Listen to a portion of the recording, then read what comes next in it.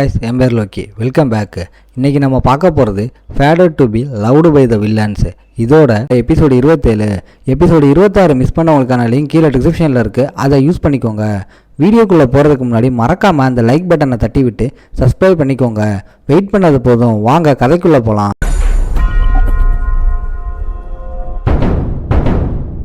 எபிசோட ஸ்டார்டிங்லேயே நம்ம ஆள் ஃபியூச்சரில் கிடியன் கூட ஒரு செட்டப் பண்ணுறதுக்கு இந்த ஸ்வாட்மேன்ஷிப்பை விட்டால் வேறு ஆப்ஷன் இல்லைன்னு நினைக்கிறான்.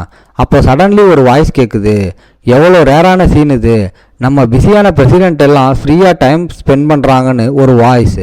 எலிஜா தூரத்துலேருந்து வந்து நான் ப்ரைவேட்டாக கிளாஸ் எடுக்கிறேன்னு சொல்கிறா. எல்லோரும் திரும்பி பார்த்து நான் ஏற்கனவே அவன்கிட்ட கேட்டுட்டேன்னு சொல்கிறா. அதை கேட்டதும் எலிஜா நம்ம ஆளை பார்த்து அப்படியா, ஆனால் பிரசிடென்ட் சிங்கிள் ஸ்வாட் ஸ்டைலில் தானே ஸ்பெஷலிஸ்ட்டுன்னு கேட்குறா. நம்ம ஆள் கையை தூக்கி ஒரு சிரிப்பை சிரிச்சிட்டு பரவாயில்ல, சிங்கிள் ஸ்வாடை எதுவோ எல்லாமே ஒன்று தானே சமாளிக்கிறான். நம்ம ஆளோட ஆட்டிடியூடை பார்த்து எல்லோரும் செம்ம காண்டாகி பார்க்குறா. என்ன ஸ்வாடுன்னு முக்கியம் இல்லை, யார் கற்றுக் கொடுக்குறாங்கன்னு தான் மேட்டர்னு சொல்கிறா. எலிஜா எக்ஸாக்ட்லி, அதான் எக்ஸ்பீரியன்ஸ் இருக்கிற நான் கற்றுக் கொடுத்தா இன்னும் சூப்பராக இருக்கும்னு சொல்கிறா. இதை கேட்டதும் எல்லோரும் மூஞ்சி அப்படியே ஒரு மாதிரி ஆயிடுது. என்னது, அவளோட ஸ்வாட்மேன்ஷிப் என்னை விட சூப்பராக இருக்கான்னு நினைக்கிறா. இந்த ஜூனியரால் என்றைக்குமே என்னை பீட் பண்ண முடியாதுன்னு எலிஜா ஸ்வாடில் கை வச்சுக்கிட்டே மெதுவாக முன்னாடி வரா. 2 பேரும் ஒருத்தருக்கு ஒருத்தர் சவால் விட்டுக்கிட்டே முன்னாடி வராங்க. அந்த சியோ ஸ்டைலில் கண்டிப்பாக ஒரு மைனஸ் இருக்குன்னு எலிஜா சொல்கிறா. அப்போ அந்த மைனஸை என்கிட்ட காட்டு, ஆனால் உன்னோட பவரை யூஸ் பண்ணக்கூடாதுன்னு எல்லோரும் சொல்கிறா.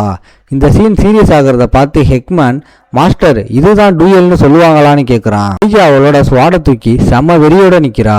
டிஸ்டன் ஃபேமிலியோட பவரை யூஸ் பண்ணக்கூடாது மேடம் பிரசிடென்ட்னு சொல்கிறா. எல்னோர் ஆப்போசிட்டில் கூலாக நிற்கிறா.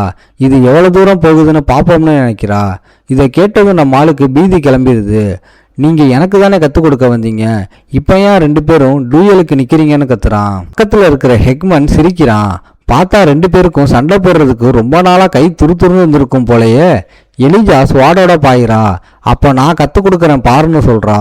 அவள் அவ்வளோ ஸ்பீடாக வந்தாலும் எல்னோர் பெருசாக ரியாக்ட் பண்ணாமல் கேஷுவலாக பார்க்குறா. இந்த ஸ்வாடு எல்னோர் கழுத்துக்கிட்ட வரும்போது கூட எல்னோர் ஒன்றுமே பண்ணாமல் சைலண்ட்டாக பார்க்குறா.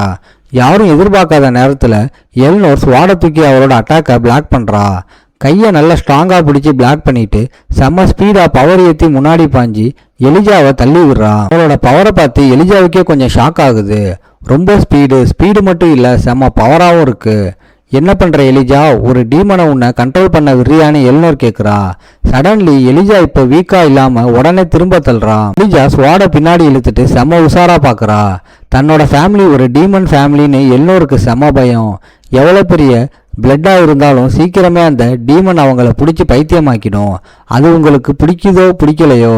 அதே நேரத்தில் அவள் மைண்டில் சின்ன வயசில் பார்த்த சீன் எல்லாம் ஞாபகம் வருது. முன்னாடி இருக்கிற சுச்சுவேஷனை பார்த்து எலிஜாவுக்கு இது நிஜம்தான்னு டவுட் வருது. இப்போ ப்ரெசண்ட்டுக்கு வந்தா என்ன இருந்தாலும் அவள் டீமனுக்காக கொடுக்கப்பட்ட ஒரு பலிதானே. அவள் காலை பின்னாடி இழுத்து பவரை ஏற்றுறா. ஒரு பயங்கரமான ரெட் கலர் ஃபயர் அவள் ஸ்வாடை சுற்றுது. பவர் ஏறினதும் செம்ம ஸ்பீடாக முன்னாடி பாஞ்சு அட்டாக் பண்ணுறா. அந்த ஃபயர் அவங்கள நோக்கி வரதை பார்த்து நம்மளும் பட்லரும் அப்படியே வாயை பிளந்து பார்க்குறாங்க. நம்மளும் மைண்டுக்குள்ளே ஒரு பெரிய கொஸ்டின் மார்க் வந்துடுது. எல்னோர் செம்மக்குள்ளே அவள் மூமெண்ட்டை பார்த்துக்கிட்டே தன்னோட எமோஷனை கண்ட்ரோல் பண்ண கஷ்டப்படுறா. அப்புறம் நம்ம ஆளுக்கு முன்னாடி குதிச்சு அந்த அட்டாக்கை பிளாக் பண்ணுறா. அந்த ஃபயர் ஸ்லோவாக குறையுது. எலிஜா அவங்கள பார்த்து கண்ணில் ஷாக்கும் கவலையுமா சாரின்னு சொல்கிறா. ஆனால் ஹெக்மன் செம்ம பயத்தில் வாயில நுரத்தள்ளி அங்கேயே மயக்கம் போட்டு விழுந்துடுறான். நம்ம ஆள் செம்ம ஆச்சரியமாக அவங்களே பார்க்குறான். இது மனுஷனோட ரிஃப்ளெக்ஸ் தானா, முன்னை விட செம்ம ஸ்பீடு செம்ம பவராக இருக்கே. ஒருவேளை அந்த டீமன் பீஸ் கூட இவ சேர ஆரம்பிச்சிட்டாலோன்னு நினைக்கிறான். எல்னோர் அவங்க சைலண்ட்டாக இருக்கிறத பார்த்துட்டு எலிஜா எக்ஸ்பிளைன் பண்ண ட்ரை பண்ணுறத பார்க்குறா. நான் ரொம்ப கோவப்பட்டுட்டேன் சாரின்னு எலிஜா கேட்குறா. பிரசிடென்ட் எல்னோர் அவளை பார்த்து மெதுவா, உன் ஸ்வாட்மேன்ஷிப் பரவாயில்ல, ஆனால் ஒரு சாம்பியன் கேண்டிடேட்டாக நீ ஸ்வாட்மேன்ஷிப்பை தாண்டி நிறைய கற்றுக்கணும். அவன் கூட இருக்கிறவங்களை காயப்படுத்தக்கூடாதுன்னு அட்வைஸ் பண்ணுறா. தப்பு பண்ணிட்டோம்னு புரிஞ்சுக்கிட்டு எலிஜா தன்னோட பிடிவாதத்தை விட்டுட்டு தலை குனிஞ்சு சாரி கேட்குறா. எஸ் டட் சாரின்னு சொல்கிறா. அவன் முழிச்சுக்கிட்டதை பார்த்து அவளுக்கு செம்ம சர்ப்ரைஸ். அது எங்கே போச்சு, அந்த பெரிய ஃபாரஸ்ட்டுக்குள்ளே எல்னோர் சுச்சுவேஷனை பார்த்தா இனிமேல் வெயிட் பண்ண டைம் இல்லை. இப்படியே கேர்லெஸ்ஸாக இருந்தால் எல்லாம் ஸ்பாயில் ஆகிடும். எவ்வளோ ரிஸ்க் எடுத்தாலும் பவரை ஏற்றி ஆகணும். என்ன இருந்தாலும் நான் ஒரு ஸ்வாட்மேனாக மட்டும் இருக்கணும்னு நினைக்கல, உசுரோட இருக்கணும்னா ஹோலி பவர் ரொம்ப முக்கியம். ஸ்வாட்மேன்ஷிப் மட்டும் இல்லை, பவரை இம்ப்ரூவ் பண்ணணும். அதுக்கப்புறம் யூரியா செம்ம இன்ட்ரெஸ்ட்டாக ஆப்பிள் சாப்பிட்டுக்கிட்டு இருக்கா. சடன்லி தூரத்துல இருந்து நம்ம ஆளோட வாய்ஸ் கேட்குது. எப்படி இருக்க, பார்க்க நல்லா தான் இருக்கன்னு கேட்குறான். அவள் சர்ப்ரைஸாக நம்ம ஆளை பார்க்குறா. இவ தான் யூரியா கிரேஹாண்டர், அந்த சயின்டிஸ்டோட சொந்த சிஸ்டர். இப்போ நீ எனக்கு ஹெல்ப் பண்ணுற டைம் வந்துருச்சுன்னு சொல்கிறான். அந்த டேஞ்சரான ஸ்பேஸில் ஒரு ஸ்ட்ரேஞ்சான வாய்ஸ் கேட்குது. யாராவது வந்து காப்பாற்றுவாங்கன்னு நினைக்கிறதோ இல்லை ஃப்ரெண்ட் ஆவாங்கன்னு நினைக்கிறதோ உன்னோட வலியை இன்னும் அதிகமாக்குமே தவிர வேற எதுவும் நடக்காது.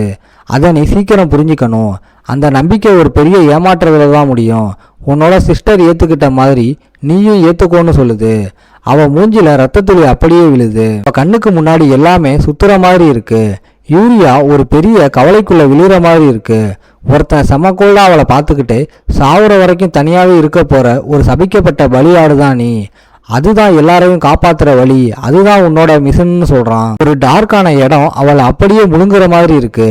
யூரியா அந்த கெட்ட கனவுல இருந்து அப்படியே ஜர்க்காகி முழிக்கிறா. அவளுக்கு உடம்பெல்லாம் வேர்த்து ஊத்துது. ஒரு ஒயிட் ஷீட் மேல படுத்திருக்கா. அவ மூஞ்சில இன்னும் அந்த பயம் அப்படியே இருக்கு. மேல இருந்து ஒரு லைட் அவ படுத்திருக்க இடத்துல அடிக்குது. சூர்யா மேல கையை நீட்டி அந்த மரத்துல இருந்து ஒரு ஆப்பிளை பறிக்கிறா. அப்புறம் அதை மெதுவா கடிச்சு சாப்பிட்றா. சாப்பிட்டு முடிச்சதும் அந்த ஆப்பிள் கூடையை ஓரமா தள்ளி வைக்கிறா. சாப்பிட்டுக்கிட்டே சைடுல பாக்குறா. நம்மளால பின்னாடி இருந்து வந்து இப்பெல்லாம் எப்படி இருக்க, பார்க்க நல்லா ஹெல்த்தியா இருக்கிற மாதிரி இருக்கேன்னு கேட்குறான். நம்மளால வாய்ஸை கேட்டதும் உடனே திரும்பி பார்க்குறா. சடன்லி ஒரு செயின் வருது. யூரியா அதை கையில் பிடிச்சிக்கிட்டு உடனே நம்ம ஆளு மேலே அட்டாக் பண்ணுறா. நம்ம ஆளு தன்னோட ஸ்வாடை தூக்கி அவளோட அட்டாக் அப்படியே பிளாக் பண்ணுறான். ஏன் என்னோட அட்டாக் ரேஞ்சுக்குள்ளே வந்த, உனக்கு இது டேஞ்சர்னு தெரியும் தானேன்னு கேட்குறா. நம்ம ஆளு மூஞ்சில ஒரு கெத்தான லுக்கு. நம்ம ஆளோட ஸ்வாடு மெதுவாக வெளியில் வருது. அதோட நிற்காம யூரியா அந்த செயினை செம்ம ஸ்கில்லாக சுற்றுறா. ஆனால் நம்மளும் சளைச்சவன் இல்லையே, அப்படியே எஸ்கேப் ஆகுறான். அவள் இன்னும் நிப்பாட்டலன்னு தெரிஞ்சதும் மனசுக்குள்ளேயே ப்ளீஸ் பின்னாடி போயிடு, நான் உன்னை பின்னாடி போக சொல்கிறேன்னு கெஞ்சிறான். என்னோட ஸ்வாடை வச்சு அந்த செயினை தள்ளி விட்டுட்டு தரையில் அப்படியே ஸ்லைட் ஆகி போயிடுறான். அந்த செயின் சடன்லி நம்ம ஆளை நோக்கி வரதை பார்த்து அப்படியே ஷாக் ஆகி கீழே விழுந்துடுறான். ஒரு பெருமூச்சு விட்டுட்டு யூரியாவை செம்ம ஆச்சரியமா பார்க்குறான். சுத்தினதை பார்க்கும்போது அவள் இன்னும் எவ்வளோ ஸ்ட்ராங்காக இருக்கான்னு புரியுது. யூரியா நம்மளால செம்ம சர்ப்ரைஸாக பார்க்குறா. நம்மளால வாய்ஸ் மறுபடியும் கேட்குது. நான் தான் சொன்னேன்ல உனக்கு அப்பப்போ சாப்பாடு கொண்டு வருவேன்னு, நீ என்ன மறந்துட்டியா? உனக்கு என்ன பிடிக்கும்னு எனக்கு தெரியாது, அதான் எல்லாத்துலேயும் கொஞ்சம் கொஞ்சமாக கொண்டு வந்திருக்கேன். இருந்தா நீ ஒரு 2-3 நாளைக்கு ஜாலியாக சாப்பிட்லாம். இப்படி தனியாகவே இருக்கிறது உனக்கு லோன்லியாக ஃபீல் ஆகலையா? அப்பப்போ நான் வந்து உனக்கு கம்பெனி கொடுக்குறேன், உனக்கு ஓகே தானேன்னு கேட்குறான். நம்ம ஆளோட ஆட்டிடியூடை பார்த்து அவள் ஷாக் ஆகுறா. ஆனால் சடன்லி அந்த வாய்ஸ் அவள் மைண்டில் வந்து அவள் இதை சீக்கிரமே புரிஞ்சுக்கணும்னு ரிமைண்ட் பண்ணுது. சாகுற வரைக்கும் தனியாகவே இருக்க வேண்டிய ஒரு பலியாடு தான், அதை நீ ஏற்றுக்கோன்னு அந்த வாய்ஸ் சொல்லுது. இப்போ ப்ரெசண்ட்டில் நம்ம ஆளு யூரியாவை பார்த்து சாப்பிடு, நான் இப்போ கிளம்புறேன்னு சொல்கிறான். இதோட இந்த எபிசோடு முடியுது. ஓகே காய்ஸ், இன்னைக்கு ஸ்டோரி எப்படி இருந்துச்சுன்னு கமெண்ட்ல சொல்லுங்க. இந்த வீடியோ பிடிச்சிருந்தா மறக்காம லைக், ஷேர் அண்ட் சப்ஸ்கிரைப் பண்ணிருங்க. உங்களை நான் அடுத்த எபிசோட்ல பார்க்குறேன். Bye guys.